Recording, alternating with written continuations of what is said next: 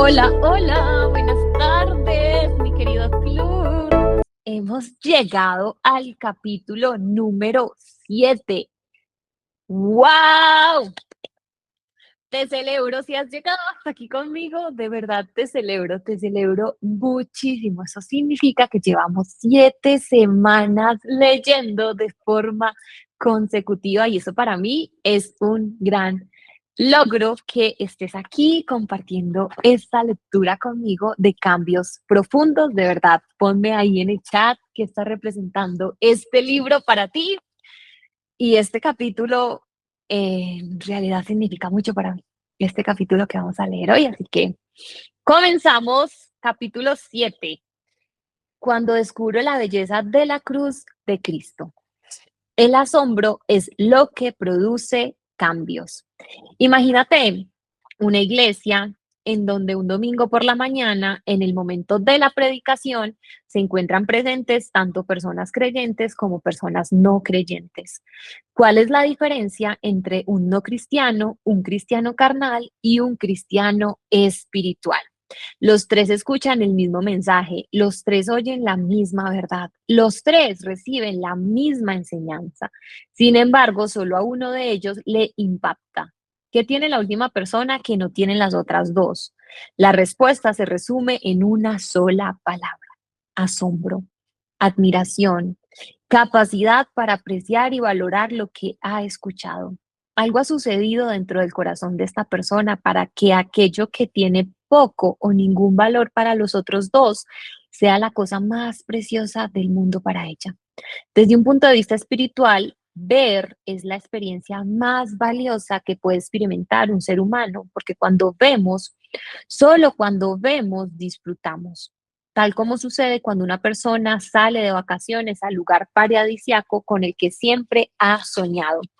El anhelo no radica en llegar al destino. El entusiasmo radica en ver ese lugar que ha esperado con tanta expectativa.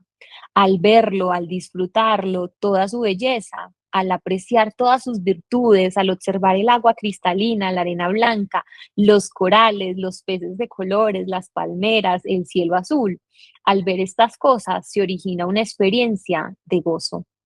Ver produce un impacto en la persona. Imagínate cómo sería llegar al lugar de tus sueños, pero quedar temporalmente ciego y no poder verlo. Ver causa alegría, genera placer, produce felicidad. Ver transforma. Ver es la experiencia más valiosa que puede experimentar un ser humano, porque solo cuando vemos a Cristo, solo cuando vemos la gloria de Cristo, cambia lo que atesoramos y disfrutamos. Ver su amor, ver su encanto, ver su belleza, expresa en su mayor plenitud. Expresa en su mayor plenitud en la cruz. Es lo que produce un impacto y nos cambia. Ver su valor es lo que causa placer y transforma nuestro corazón, dándonos verdadera paz, alegría y felicidad. Cuando vemos a Jesús como Él es de verdad, lo saboreamos. O lo que es lo mismo, nos deleitamos en Él porque es verdadero y hermoso y nos llena por completo.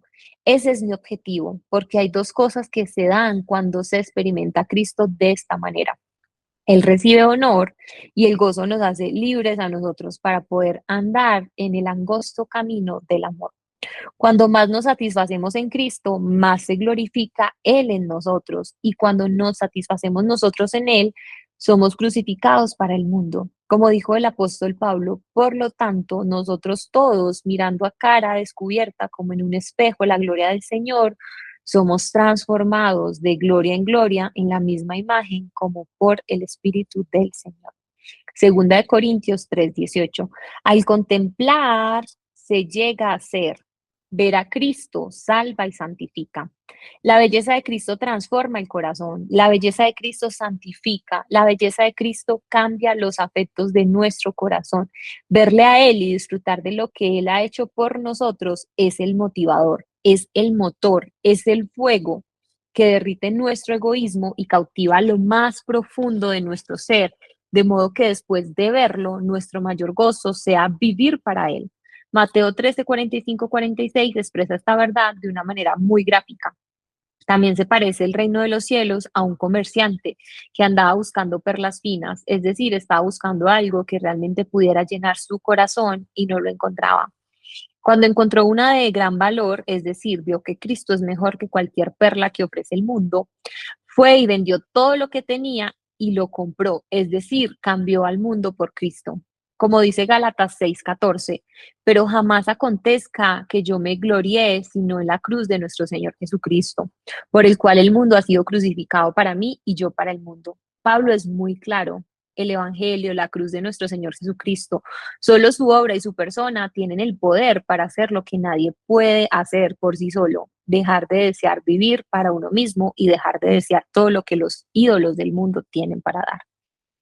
Quisiera compartirte una historia verídica que me contó una amiga misionera para que puedas captar el poder transformador del Evangelio. Una mujer cristiana en Kenia vive con un marido abusador. Este regularmente la maltrata con enorme desprecio y humillación.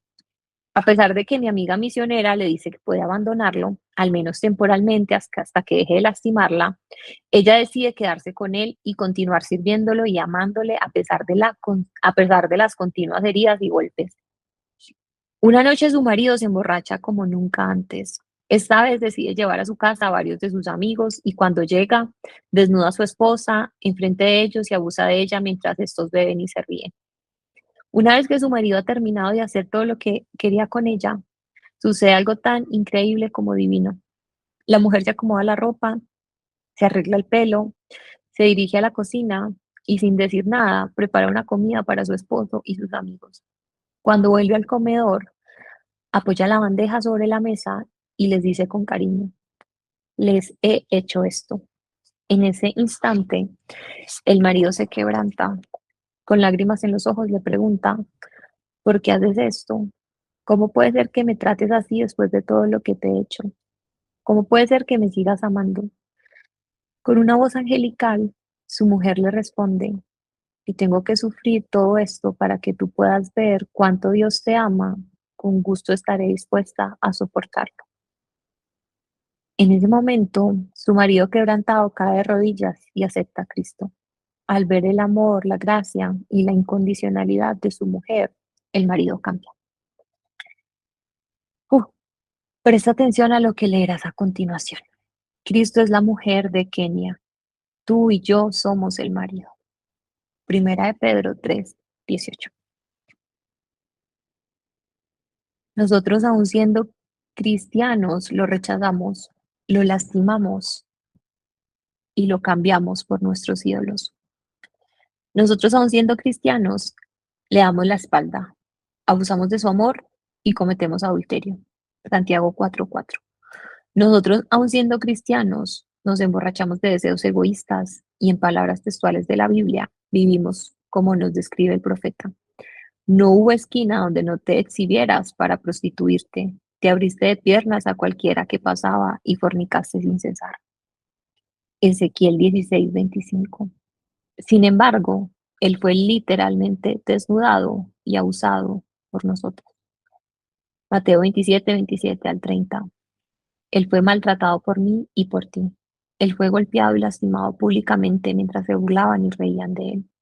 Él fue despreciado y desechado, varón de dolores y experimentado en aflicción.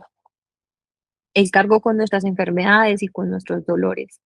Él fue azotado y afligido. Él fue herido por nuestras transgresiones. Él fue molido por nuestras iniquidades. Él fue oprimido y no abrió su boca, aunque nunca había vivido violencia ni había engaño en su boca. Isaías 53:3-7.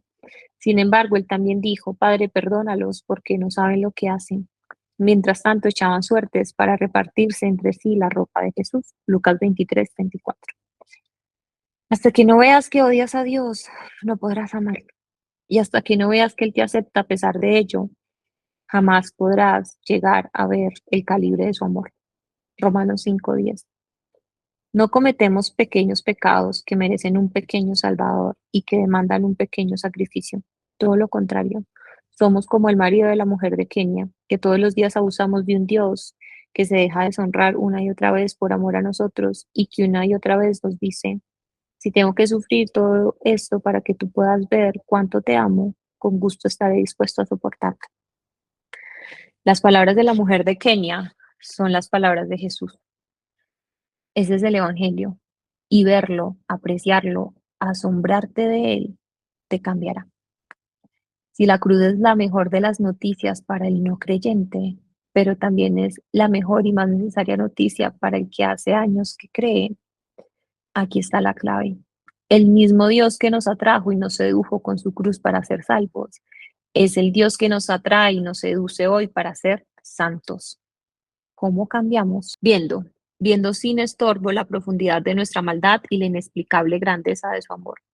Viendo cómo somos y recordando cómo es Él, viendo cómo nuestros ídolos todavía nos dominan y sorprendiéndonos de que Él todavía nos ame y quiera liberarnos. Viendo cómo hoy, después de años de ser cristianos, todavía tenemos necesidad de un Salvador, como clamaba San Agustín. Ea Señor, halladlo vos, despertadnos, reducidnos, encendednos y arrebatadnos para que, abrazados a vuestra dulzura, os amemos y corramos en pos de vos. El Evangelio dice dos verdades muy simples, pero muy profundas. Somos malos, que justamente es lo que no queremos aceptar y tendemos a negar poniendo excusas o culpando a otros. Cristo es bueno, Él es y será la necesidad más grande de nuestras vidas. Cuando vemos, sentimos, experimentamos estas realidades, suceden otras dos cosas extraordinarias. Cristo es valorado, puesto que ahora disfrutamos de su belleza, puesto que ahora lo apreciamos por lo que realmente vale, es decir, lo glorificamos, nosotros somos valorados. Aceptar la condición de nuestro corazón no nos denigra ni destruye nuestra autoestima, todo lo contrario, nos dignifica. Genera en nosotros una identidad fundada no en lo que nosotros hacemos, sino en lo que Él ha hecho por nosotros. Tenemos valor no por hacer cosas buenas y por negar nuestra maldad, sino por el inmenso precio que fue pagado por nosotros a pesar de ella. Al ver nuestras motivaciones y no solo nuestras acciones, nos damos cuenta que somos mucho más pecadores de lo que pensábamos. Pero al ver la cruz de Cristo, nos damos cuenta que somos mucho más amados de lo que jamás nos hubiéramos podido imaginar. Como ha dicho John Newton, si alguna vez pierdo la cabeza, solo quiero recordar dos cosas, que soy un gran pecador y que tengo un gran Salvador. Si nos conmueve profundamente la contemplación de su amor por nosotros, esto es lo que nos desprende el corazón de otros supuestos salvadores. Entonces dejaremos de tratar de redimirnos a nosotros mismos por medio de nuestras empresas y relaciones, porque ya habremos sido redimidos. Entonces dejaremos de tratar de convertir en salvadores a otros porque ya tendremos un Salvador. La única forma de desprender el corazón de un viejo afecto es el poder de expulsión que tiene uno nuevo. En otras palabras, solo cuando redescubramos lo asombroso del amor de Dios en Cristo para nosotros, nos sentiremos amados de tal forma que ya no necesitaremos de otros amantes y seremos librados de nuestra idolatría. Cuando Dios vuelva a llenar nuestro corazón como lo hizo en el día de nuestra conversión, solo entonces seremos una vez más convertidos, solo entonces seremos cambiados. Todas las emociones, afectos o deseos espirituales nacen de un entendimiento espiritual en el cual el alma ve la excelencia y la gloria de las cosas divinas. Esta visión ejerce un efecto transformador, por tanto nosotros todos, mirando a cara descubierta como en un espejo la gloria del Señor, somos transformados de gloria en gloria en la misma imagen, como por el Espíritu del Señor, 2 Corintios 3:18. Este poder transformador viene solo de Dios y del Espíritu del Señor. A medida que más veamos la gloria del Señor, más cambiaremos. A medida que más lo disfrutemos a Él, menos disfrutaremos el mundo. A medida que más asombrados estemos de su obra, menos obsesionados estaremos con la nuestra. Al ver todo lo que Él es y todo lo que Él ha hecho, cambiaremos. Ese es el trabajo de su espíritu, abrirnos a los ojos para que al ver sean destronados nuestros ídolos y pongamos a Cristo en el lugar que corresponde. Pero no solo en nuestra conducta externa, sino en el profundo de nuestro corazón. Solo viviendo esta experiencia podremos verdaderamente amarle como Él espera,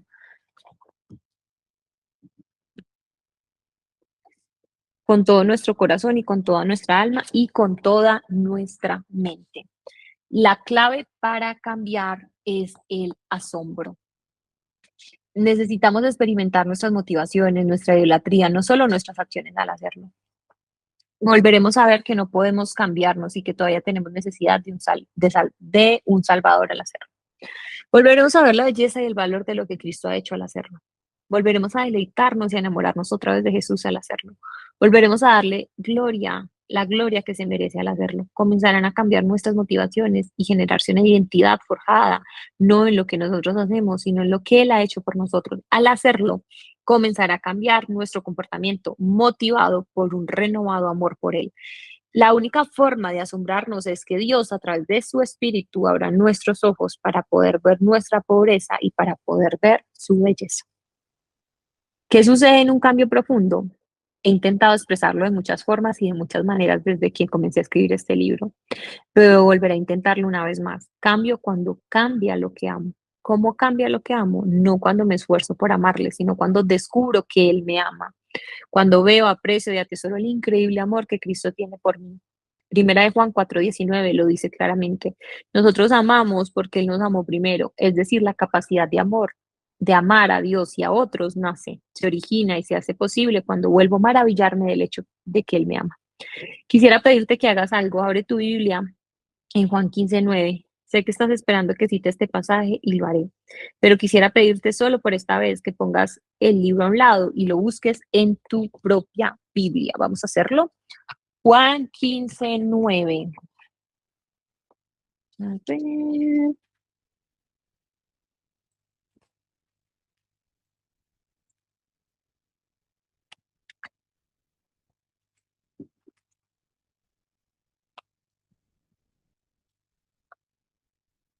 Ujú.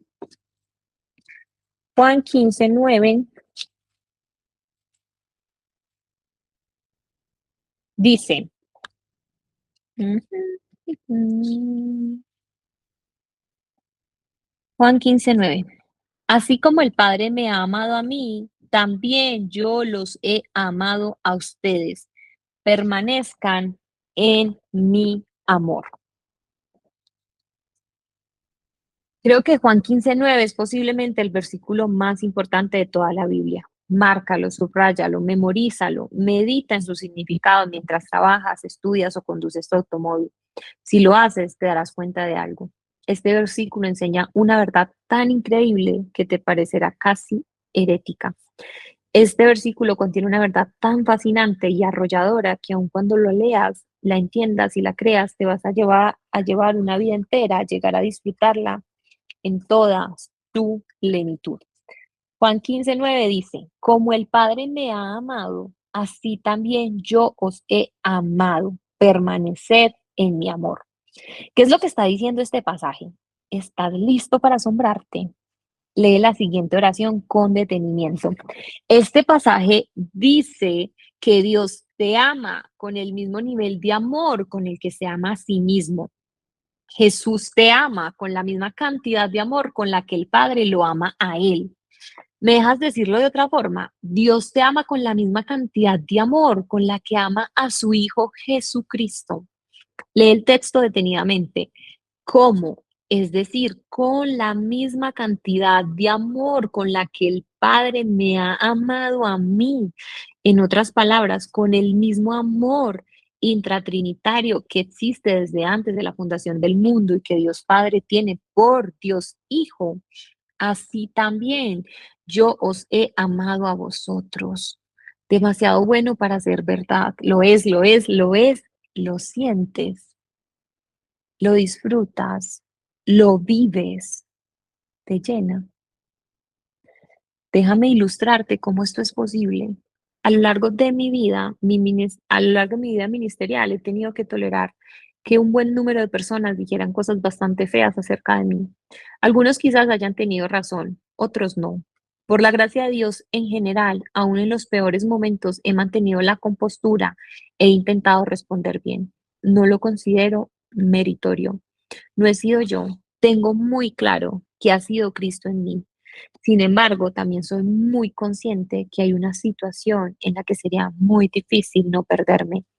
Todo lo que alguien tendría que hacer para verme reaccionar mal sería maltratar a uno de mis hijos. Si alguien agrediera a alguno de ellos, estoy casi seguro que yo no tendría el temple para reaccionar como lo hice cuando se trata de mí. ¿Por qué? Porque los amo. Los amo incluso igual o más de lo que me amo a mí mismo.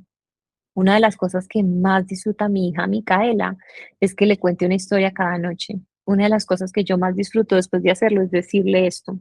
Sabes, mi amor, si una noche entra un hombre malo a la casa e intenta lastimarte, papá siempre te va a defender. Yo estoy dispuesto a morir por ti.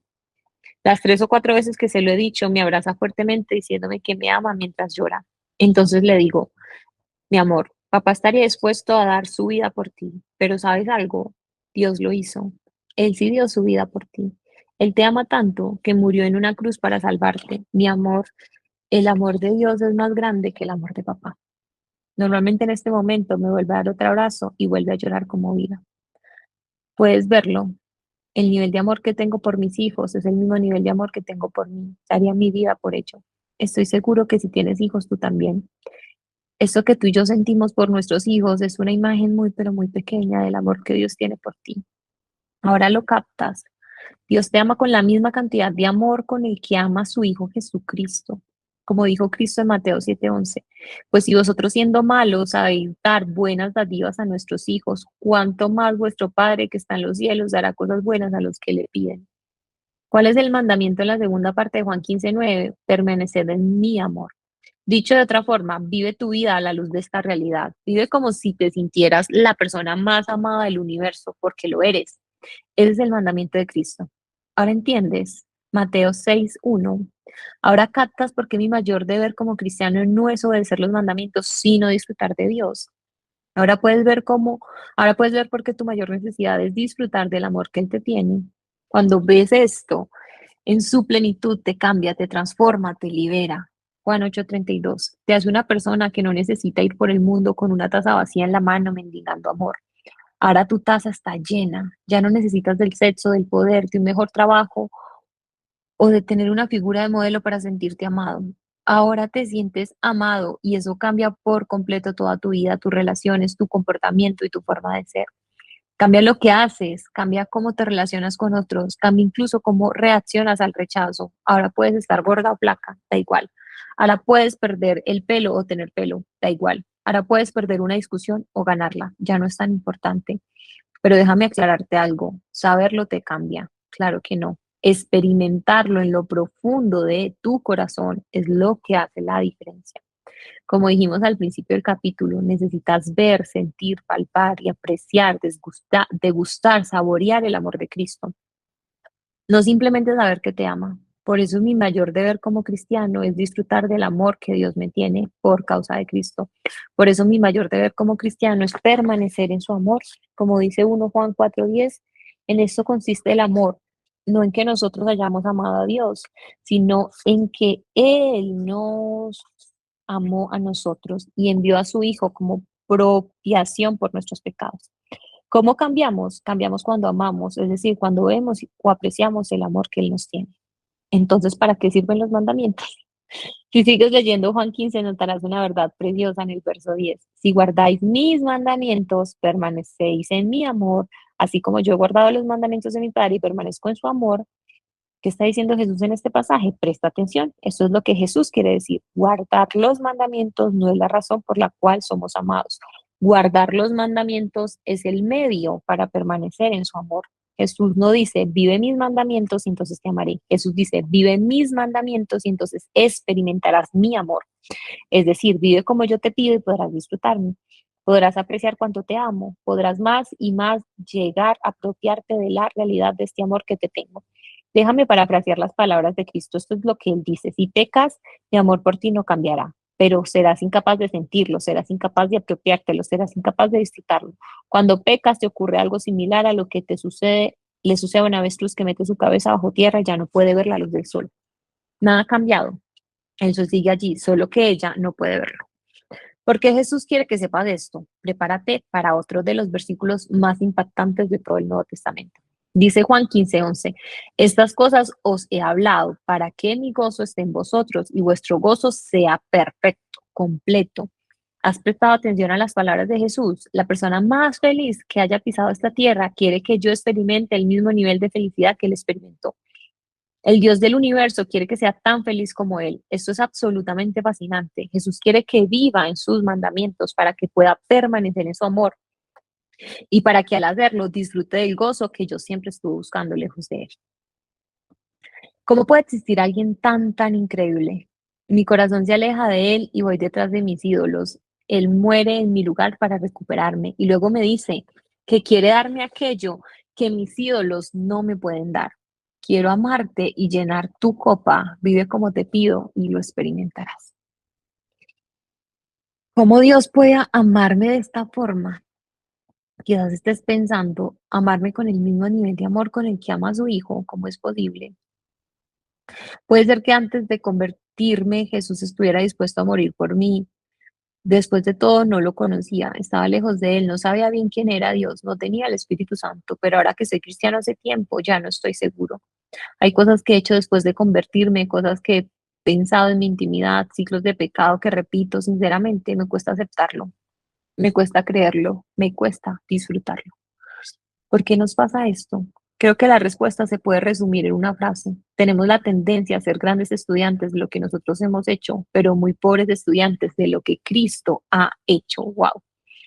No entendemos ni disfrutamos plenamente el Evangelio. Me explico. Cuando la mayoría de nosotros pensamos en el Evangelio, lo primero que viene a nuestra mente es que en esencia el Evangelio se trata de que Jesús perdona nuestros pecados. Sí, es verdad, se trata de esto, pero es mucho más que esto. Eso es solo el 50% del Evangelio, falta otra mitad. Los teólogos llaman a esta otra mitad doble imputación. Déjame explicártelo. Segunda de Corintios 5:21 dice, al que no conoció pecado, por nosotros lo hizo pecado, para que nosotros fuésemos hechos justicia de Dios en él.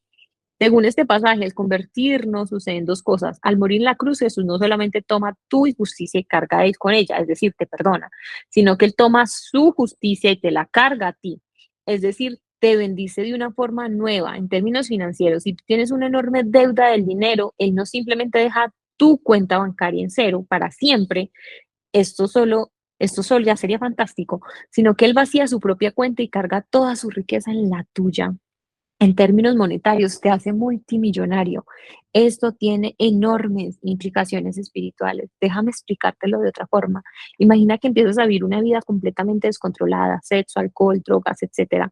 Pronto te quedas sin dinero, comienzas a robar, por muchos años te sales con la tuya y no te atrapan, estafas a cantidad de gente, defraudas en tu declaración de impuestos y tomas un sinnúmero de decisiones turbias que lastiman a tus amigos y familia. Sin embargo, llega el día en el que finalmente te atrapan. Eres culpable, tú lo sabes, el juez lo sabe, no hay defensa que pueda librarte. Ahora imagínate la siguiente situación. Supón que entra en la sala del juzgado del rey de España y sin que nadie pueda creerlo, grita que se detenga el juicio porque él está dispuesto a exonerarte. Asumamos por un momento que tiene el poder para hacerlo. Y luego de firmar un decreto real te perdona. Para muchos esto es el Evangelio. Hemos pecado y el rey nos ha perdonado. ¿Qué sucede después? Felipe VI vuelve a su palacio, tú vuelves a tu casa, fin de la historia. Esto no es el Evangelio, esto es un 50% del Evangelio. Si vives en España, es muy posible que sepas quién es la infanta Leonor de Borbón. Ella es la hija mayor de Felipe VI, la heredera del trono. El Evangelio no solamente dice el rey te perdona, el Evangelio dice que ahora eres Leonor de Borbón. El Evangelio dice que ahora eres hija, hijo de Felipe VI. Ahora eres todo lo que el Hijo es delante de Dios. Su justicia es tuya y como consecuencia todos sus beneficios son tuyos, todos sus privilegios son tuyos, toda su herencia es tuya. Aún su libre acceso al trono es tuyo. Ahora eres un hijo. ¿Quién sabe en lo que acabas de leer? Delante del trono de Dios en el cielo, porque Cristo te ha dado su justicia, ahora eres tratado como Él. De hecho, ahora eres amado como si fueras Él. En nuestra ilustración de Felipe VI, no simplemente te perdona tus fechorías, Felipe VI te ama como si fueras Leonor de Borbón, su propia hija. Por causa de Cristo eres igual a Cristo, eres tratado por Dios como si fueras Él, eres amado por Dios como si fueras Él. Como dice Hebreos 2:11, porque tanto el que santifica como los que son santificados son todos de un Padre, y por lo cual Él no se avergüenza de llamarlos hermanos. Déjame rebajar un poco la ilustración para hacerla más tangible. Imagínate que mi hijo adolescente y uno de sus amigos roban mi automóvil nuevo por unas horas mientras yo estoy fuera de casa. Te confieso que he hecho esto de joven, así que es un ejemplo bien cercano y factible. Digamos que este amigo es quien conduce convenciendo a mi hijo de que él jamás podría conducir un automóvil de esta calidad porque es huérfano y no tiene mucho dinero. Digamos que chocan y ninguno sale herido, pero destrozan mi automóvil. Vamos a decir que el seguro no cubre los gastos del accidente. Ahora este niño tiene una deuda conmigo, una deuda que no puede pagar. No tiene padres ni dinero. Sin embargo, yo decido perdonarlo. Seguramente cuando yo le diga a este jovencito que lo he perdonado, él estará extremadamente feliz y agradecido. Pero piensa lo siguiente, ¿qué pasa si en vez de decirle eso, yo le digo, no solo quiero perdonarte, sino que quiero adoptarte, quiero que seas parte de mi familia, quiero que seas mi hijo? Ahora no solamente él no me deberá nada, sino que nuestra relación será absolutamente diferente. Ahora todo cambia. Mis hijos entran al baño cuando yo me estoy afeitando, mis hijos se meten en mi cama por la noche cuando tienen miedo, mis hijos pueden llamarme a cualquier hora, mis hijos van a heredar toda mi fortuna, entre comillas, dice. Mis hijos reciben toda mi atención, cariño y sacrificio. Los amo incluso igual o más de lo que me amo a mí mismo. Ese niño que ha chocado mi automóvil ahora tendrá todos los mismos privilegios y todos los mismos derechos que tiene mi hija Micaela, mi hijo Tomás y mi hijo Manuel. Ahora también él podrá llamarme por las noches y decirme, papá, no puedo dormir, ¿te quedas conmigo?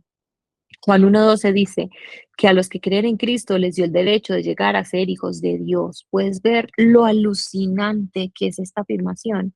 Tienes los mismos derechos que Jesús. ¿Por qué? Porque eres un hijo de Dios.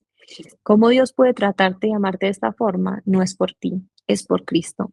Es porque Él te ha regalado su justicia, no porque tú has ido mejorando la tuya.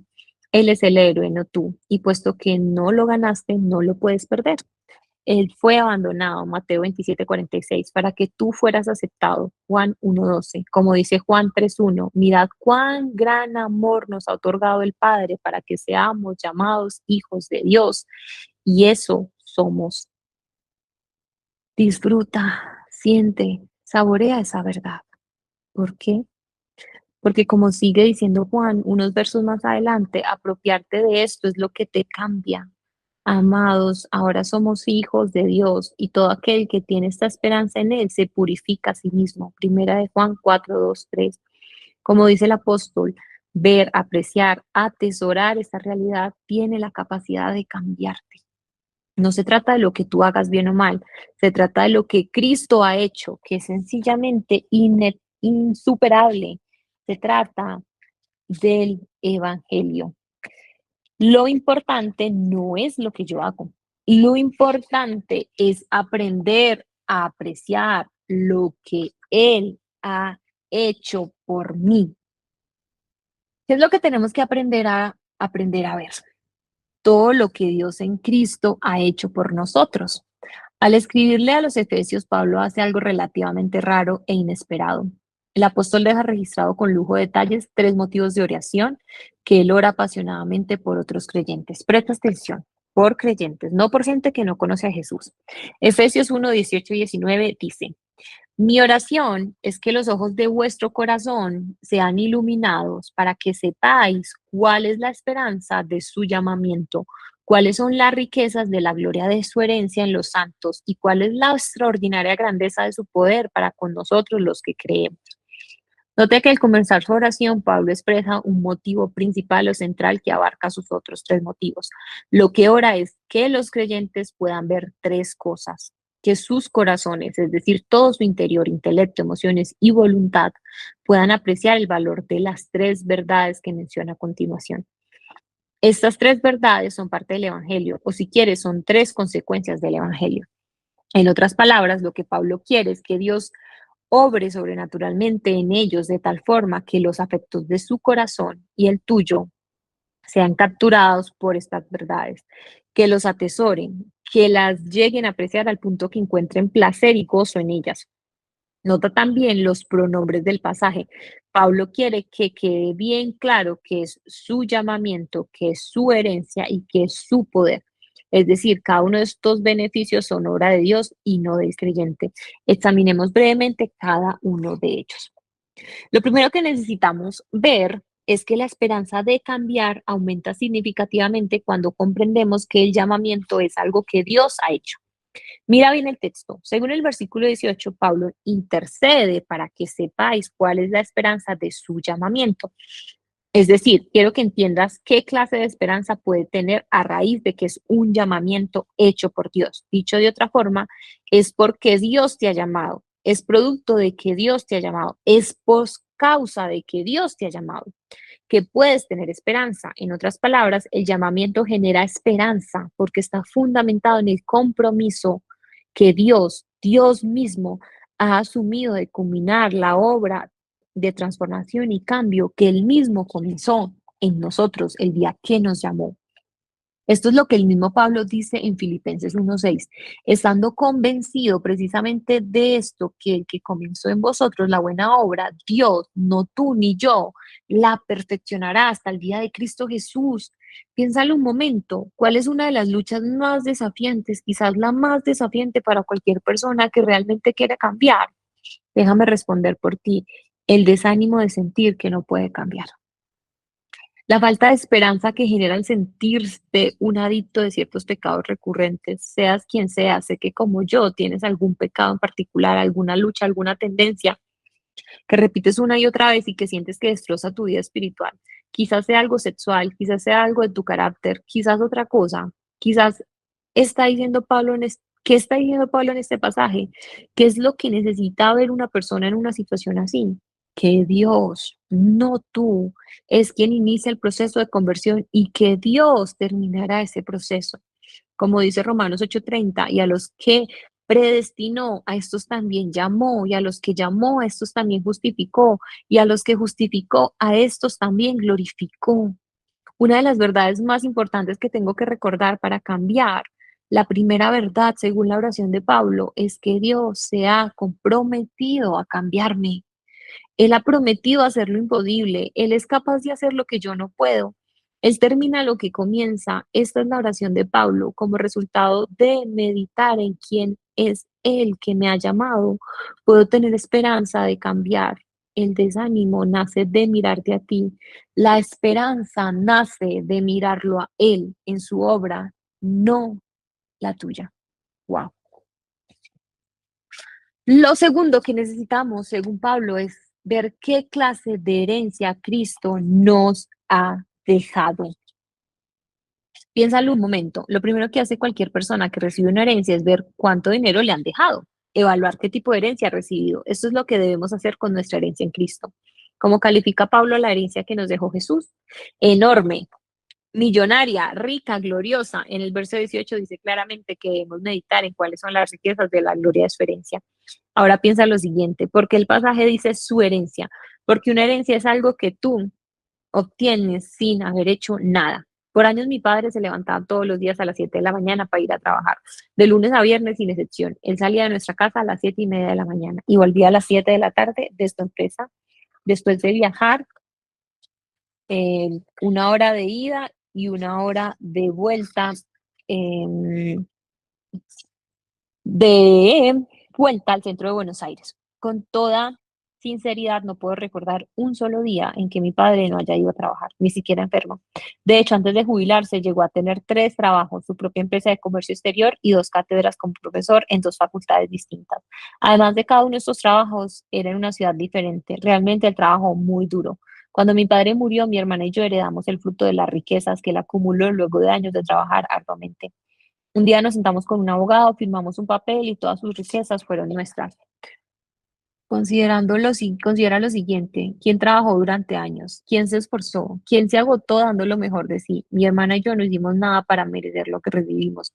Lo heredamos, simplemente comenzamos a disfrutar de las bendiciones que mi Padre ganó por nosotros. Lo mismo sucede en Cristo. La oración de Pablo es que podamos ver la dimensión que tienen las riquezas de la gloria, de la herencia que Cristo tuvo para nosotros. La mejor de ellas, pero definitivamente no la única.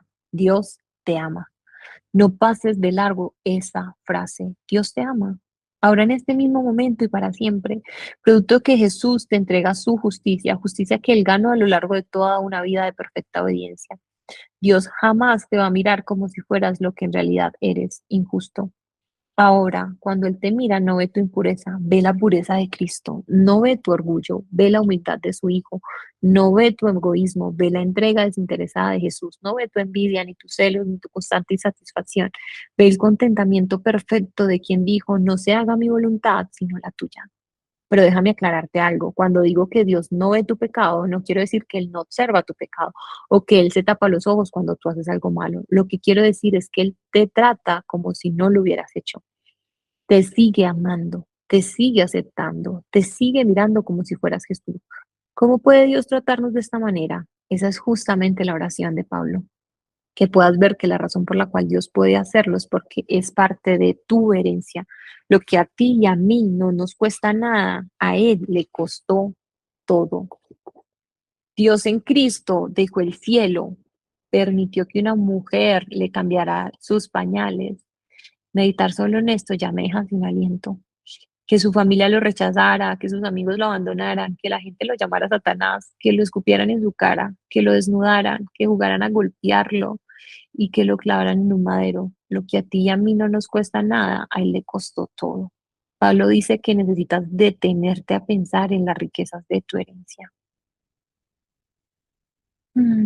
¿Conoces todo lo que has heredado por causa de la cruz? ¿Lo usas? ¿Lo disfrutas? John Owen solía decir, el mayor dolor que le puedes causar al corazón de Dios es, completa la frase, toma unos segundos, ¿qué piensas? ¿Qué es lo peor que le puedes hacer a Dios? ¿Qué es lo que más le lastimaría? La mayoría de nosotros tendemos a pensar en algún pecado externo, quizás ese mismo pecado al que somos adictos. Si eso debe ser lo peor que podría hacerlo. Yo no, o en la Biblia y Dios mismo dirían, estás equivocado. El mayor dolor que le puedes causar al corazón de Dios es no creer que Él te ama. ¿Por qué? Porque en la cruz Él ha probado que sí.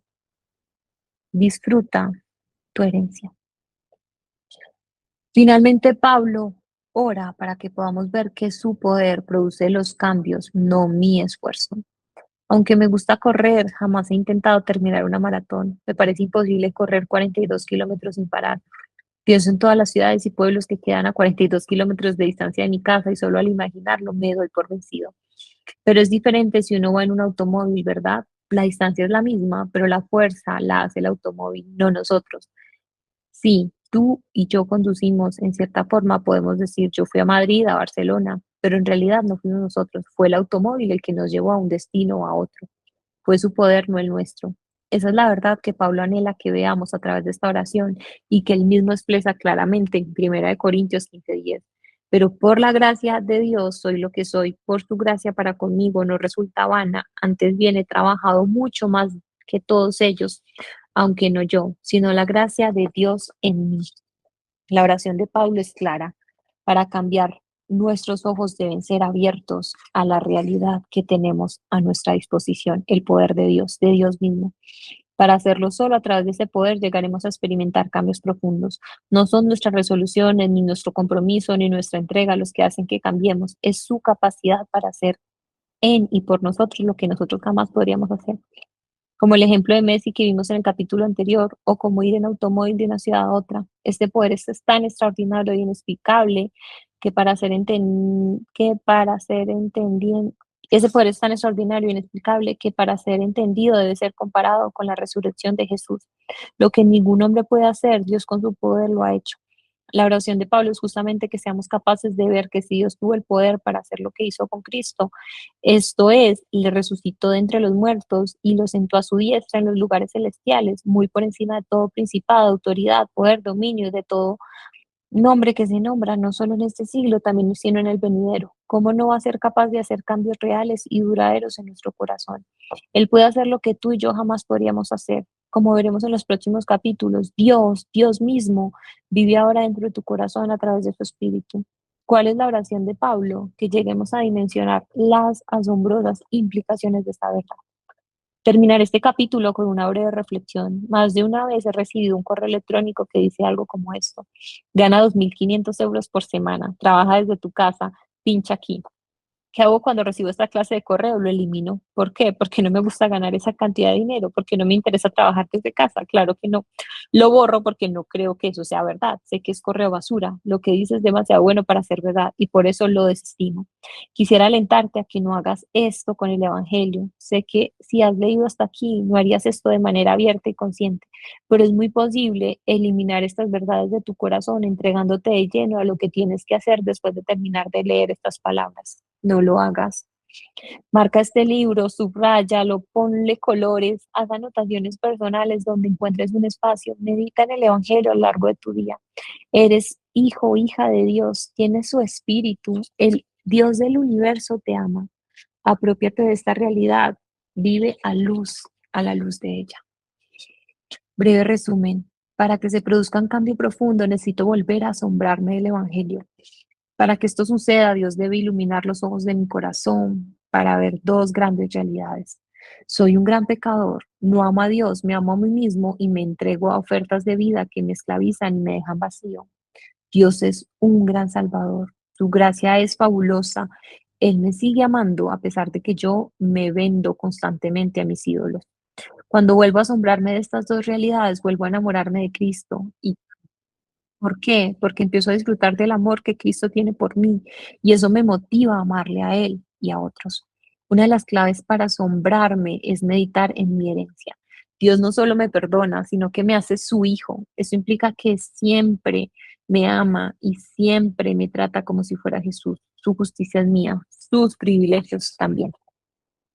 Para reflexionar, pregunta número 1. ¿De qué forma este capítulo ha cambiado o confirmado tu forma de entender cómo se producen los cambios? Número 2. Resume en una o dos oraciones los conceptos que más te hayan impactado de este capítulo. 3. ¿Cómo describirías en tus propias palabras qué significa ver la belleza de Cristo? 4. Vuelve a leer con detenimiento el cuadro que resume cómo se produce un cambio profundo. ¿Cómo lo explicarías con tus propias palabras? Si te animas, intenta mejorarlo, simplificarlo o personalizarlo de tal forma que lo puedas compartir fácilmente con tu grupo o con otra persona.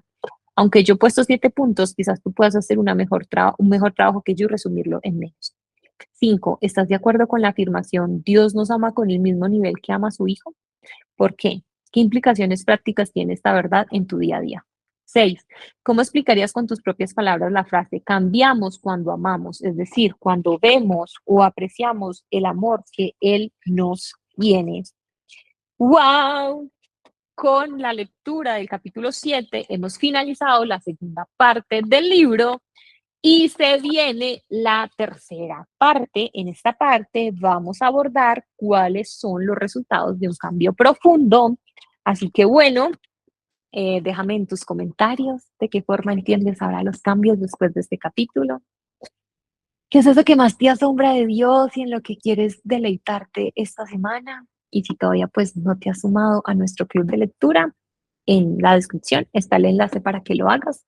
De verdad es un placer poder acompañarte en esta lectura que para mí también está siendo muy transformadora. Espero para ti también lo sea. Que no se quede solo en la lectura, sino que de verdad lo lleves a la acción, que no pases por alto lo que hemos leído y la herencia que Dios nos ha dado a través de Jesús. Y bueno, si aún no te has suscrito a este canal de YouTube, te invito a que lo hagas en este momento.